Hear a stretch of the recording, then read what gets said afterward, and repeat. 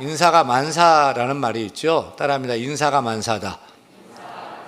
정말로 인사가 만사입니다. 어떤 일에 있어 중요한 것은 어떤 사람을 등용해서 사용하느냐, 그 사람에 맡기느냐가 너무너무 중요합니다. 그런데 코드 인사라는 말을 들어보셨습니까?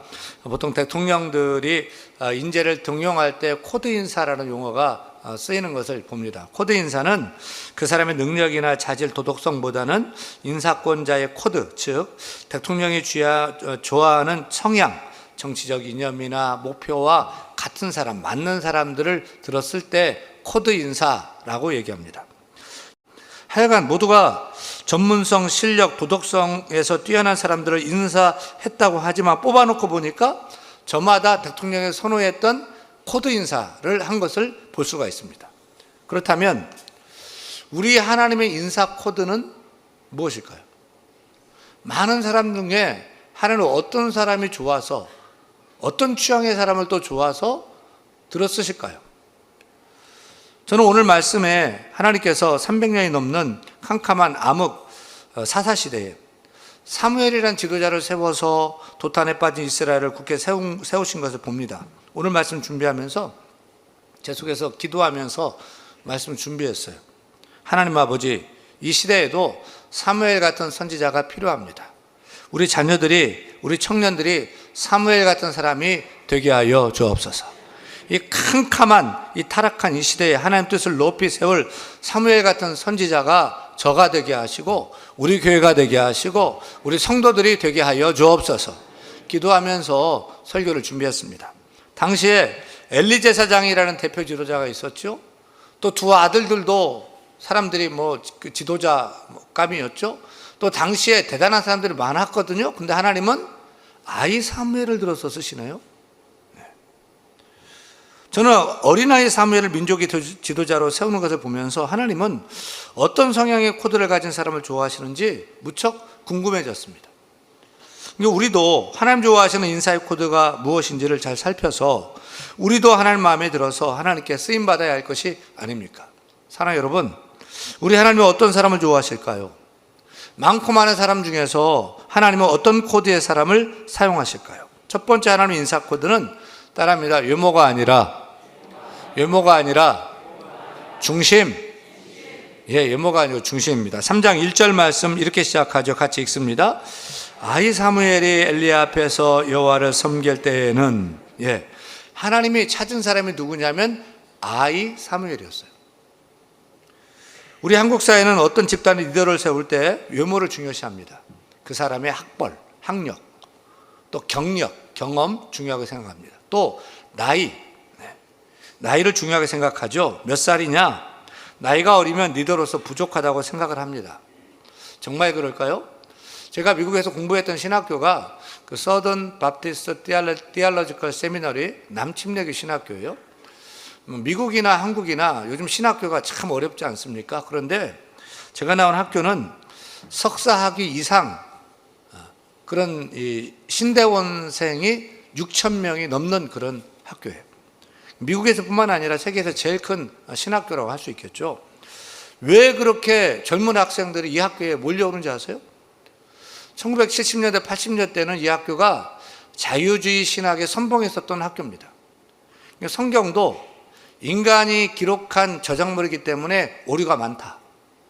또 예수님만이 구원이 아니고 불교도 힌두교도 몰몬교도 구원이 있다고 가르치던 그런 신학교였어요. 그것을 이 자유주의 신학을 가르치는 신학교가 잘 될까요? 또 그 신학교를 졸업한 목회자가 섬기는 이끄는 교회가 부흥할까요? 교회가 성경을 떠나고 자꾸만 자유주의 신신학으로 빠져가게 되었어요. 그때 교단의 보수주의 어른들이죠. 지도자들이 작정을 하고서 총장을 바꿨어요. 총장을 다시 세웠어요. 그때 세운 총장이 알버트 몰로 총장입니다. 이 알버트 몰로 총장 나이가 33살이었어요. 박사학위 받고 그 이듬해에 교수로 임명돼도 큰 특혜일 텐데 미국 최대 신학교의 총장으로 33살짜리를 세웠어요. 33살이면 애송이잖아요. 젊잖아요. 우리 총신대에 33살짜리 총장이 선다고 생각해 보세요. 이거 생각할 수가 없죠. 상상할 수가 없죠. 우리 대한교회 33살 목사님이 담임 목사님 오신다. 생각해 보세요. 우리 중동부 강사님이 34살이더라고요. 고등부 목사님이 35살이더라고요. 젊은 목사님이 대한교회 온다? 아니, 총신대학교 총장 온다? 상상 못하죠. 근데 미국은 참 파격적인 것 같아요.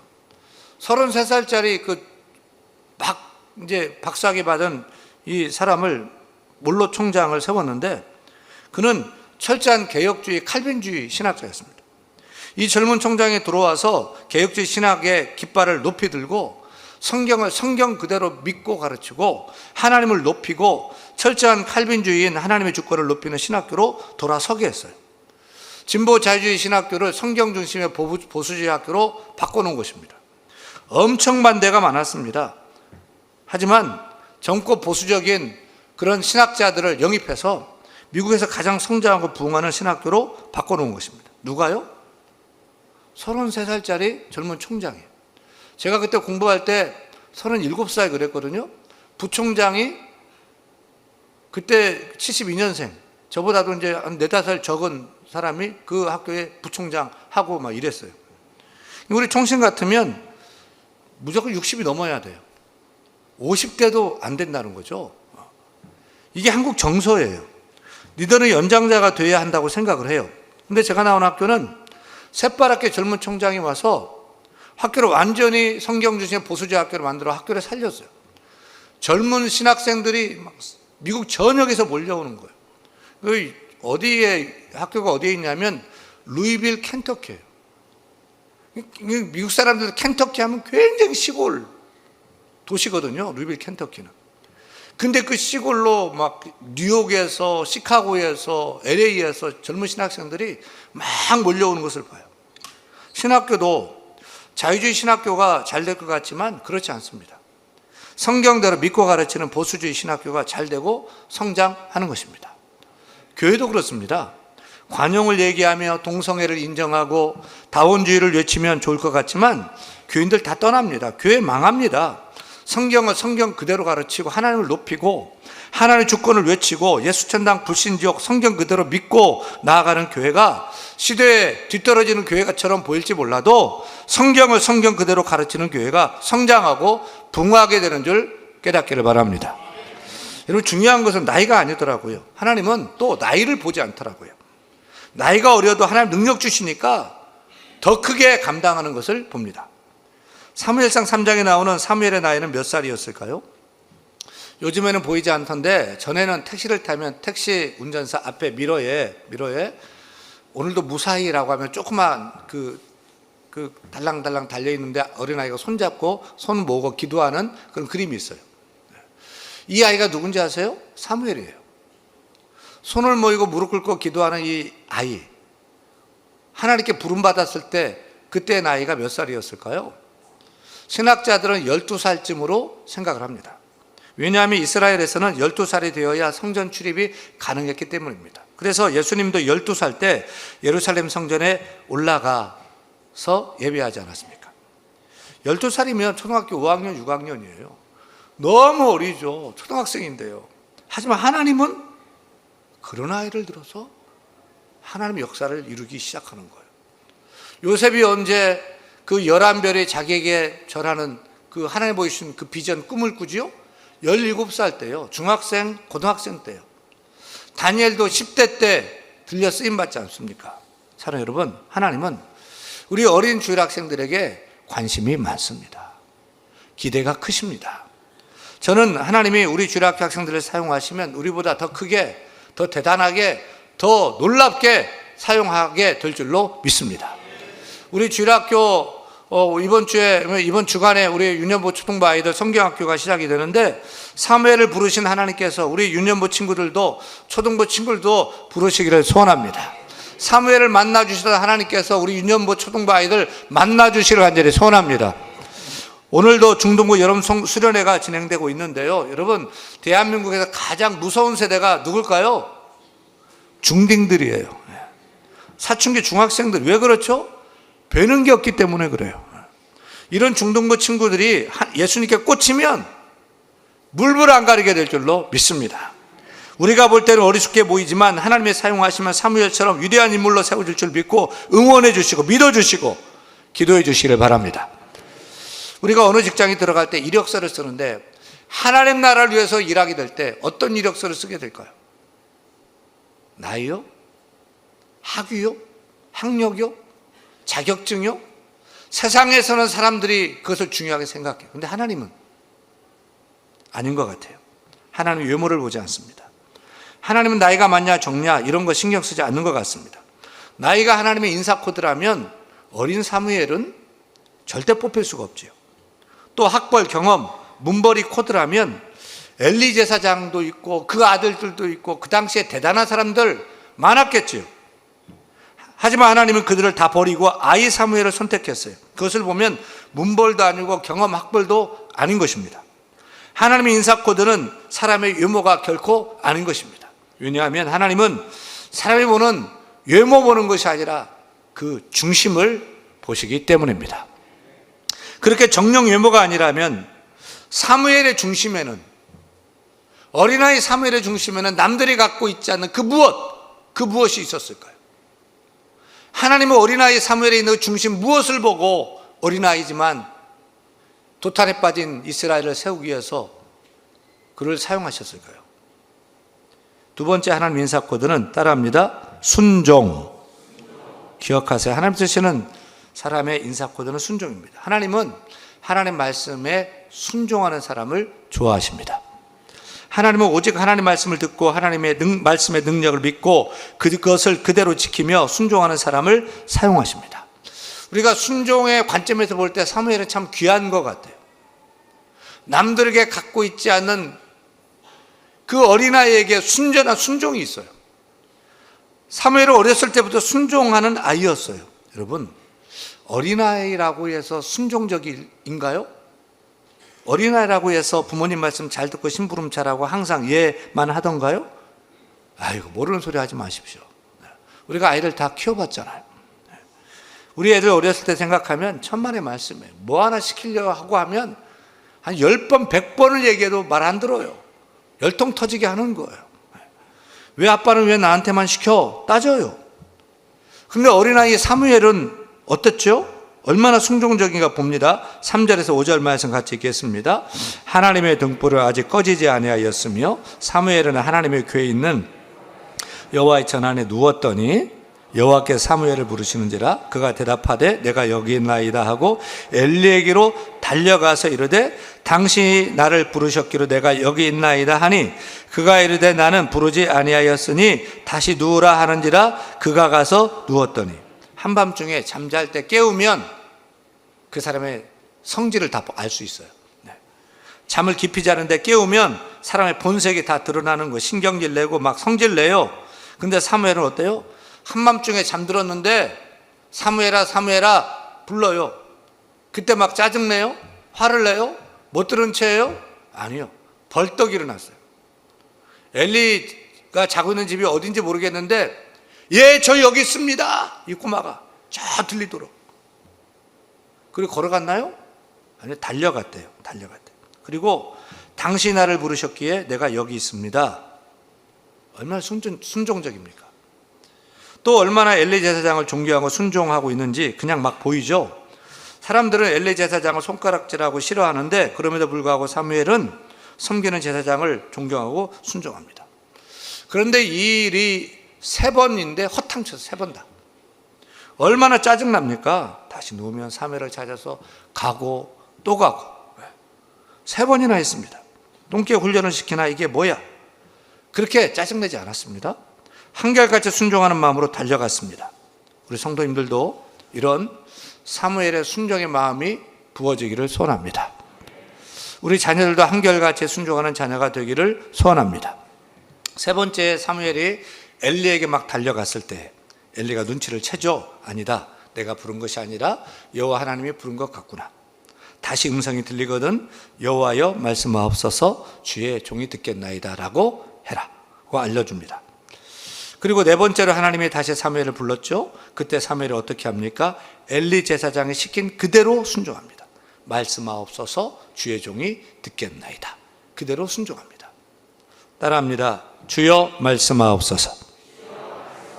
주의 종이 듣겠나이다. 오늘 우리가 말씀을 듣는 자세는 주여 말씀하옵소서. 주의 종이 듣겠나이다. 순종이 우리에게 필요합니다.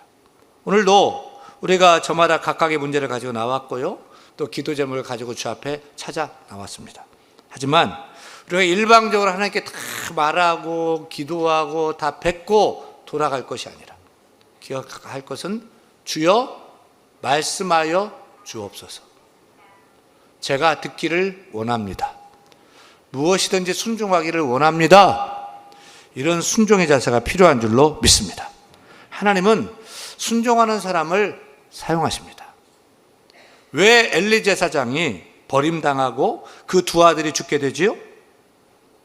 하나님 말씀에 순종하지 않아서요. 제 멋대로 살아서요. 사무엘에 기름 부었던 초대왕 사울왕이 왜 버림받게 됩니까? 순종하지 않아서요. 자기가 왕 되었다고 제 멋대로 해서요.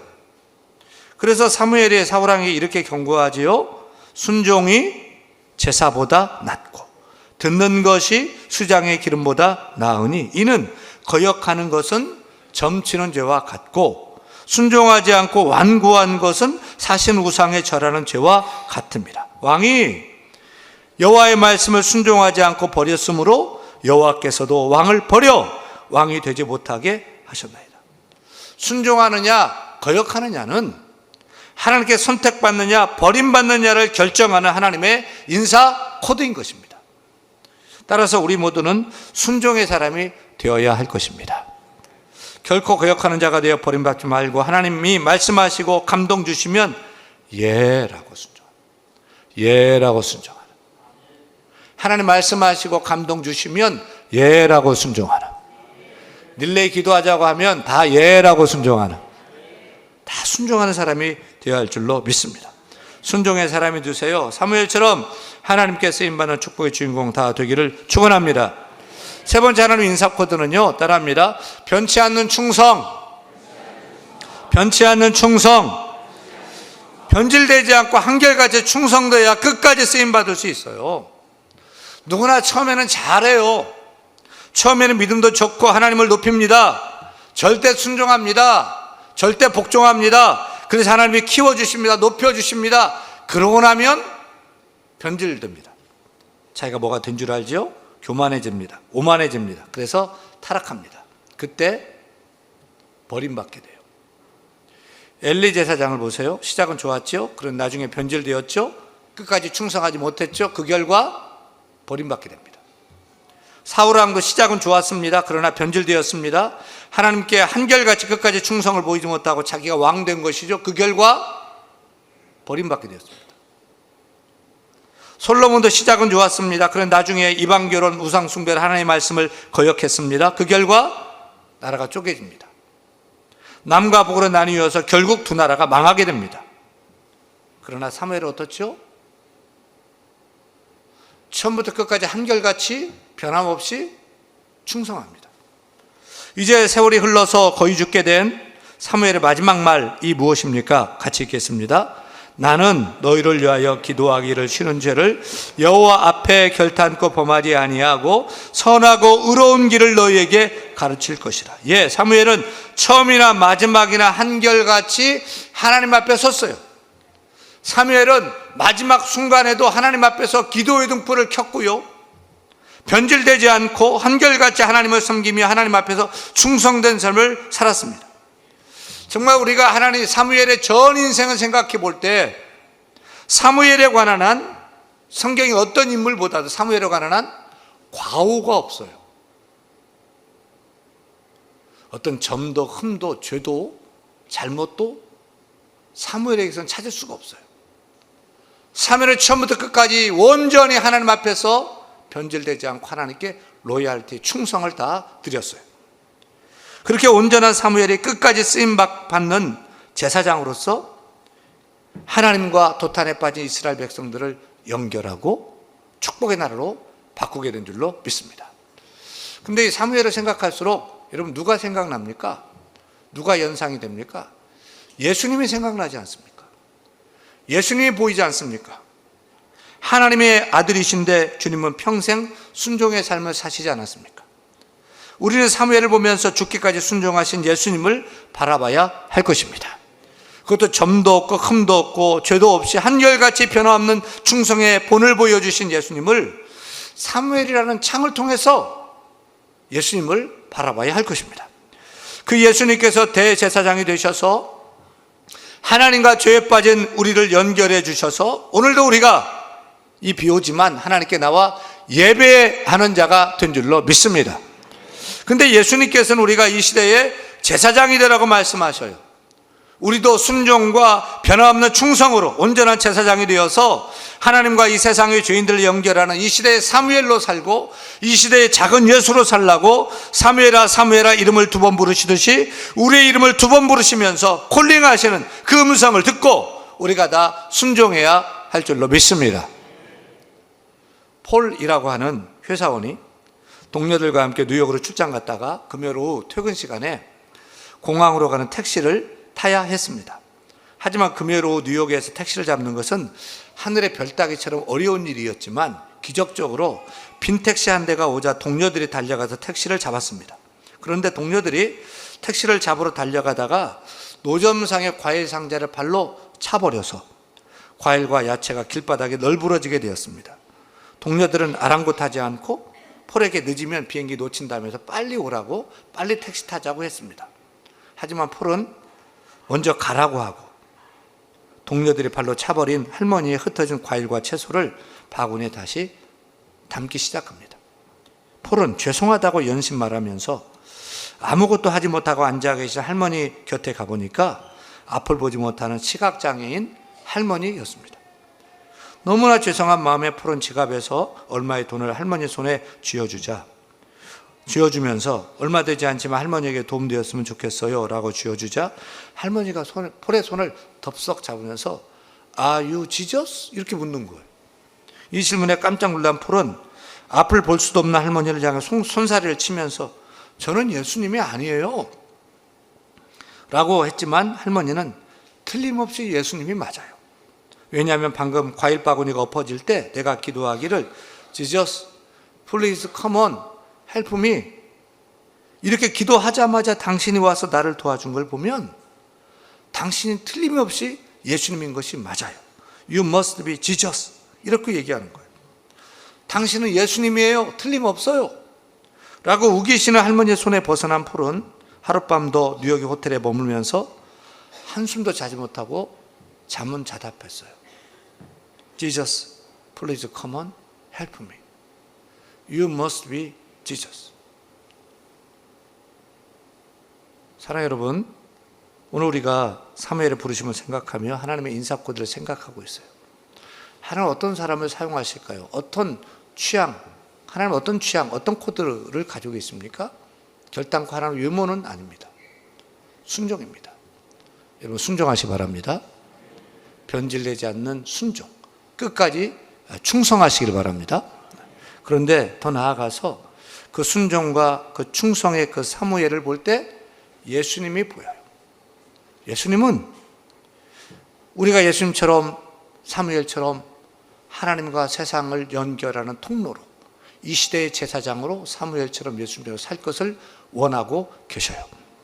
우리 모두가 예수님처럼 평생 끝까지 순종하고 또 변함없는 충성을 다하면서 하나님과 세상을 연결하는 사무엘 같은 제사장으로 또 예수님 같은 제사장으로 쓰임받는 사명자들의 다 될 수 있기를 간절히 축원합니다. 축원합니다.